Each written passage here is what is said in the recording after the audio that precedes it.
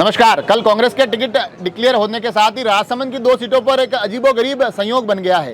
एक ऐसा संयोग जो एक आध सीट पर तो देखा जा सकता था, मगर 2 पास की सीटों पर एक जैसी स्थिति बहुत कम देखने को मिलती है। तो हुआ कुछ यूं कि राजसमंद की कुंभलगढ़ और राजसमंद सीट पर तो भाजपा ने अपने चेहरे पहले ही घोषित कर दिए थे। कल कांग्रेस की तरफ से भी दोनों ही प्रत्याशी डिक्लेयर हो गए।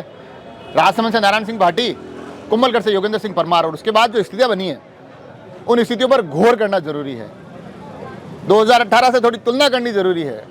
और तुलना यूं होती है कि 2018 में राजसमंद सीट पर किरण माहेश्वरी और नारायण सिंह भाटिया आमने सामने थे।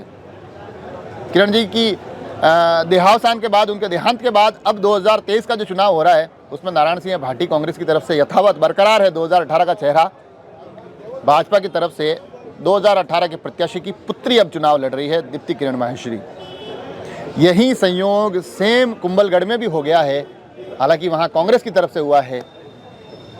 भाजपा की तरफ से 2018 में जो चेहरा थे सुरेंद्र सिंह राठौड़, वो पुनः 2023 का चुनाव लड़ रहे हैं। मगर कांग्रेस की तरफ से 2018 का चुनाव लड़ने वाले गणेश सिंह परमार अब मैदान में नहीं है, मगर उनके पुत्र अब मैदान में हैं। तो दोनों ही सीटों का जो तालमेल बना है कि एक प्रत्याशी 2018 वाला है और उनके सामने जो प्रत्याशी निकल कर आया है वो पुराने प्रत्याशी का पुत्र पुत्री है। तो ये बहुत कम देखने को मिलता है। हालांकि इसको लेकर अलग अलग लोग वंशवाद की बातें भी करते हैं, मगर मुझको ऐसा लगता है कि कांग्रेस और भाजपा दोनों ही इसके जवाब तैयार करके बैठी है।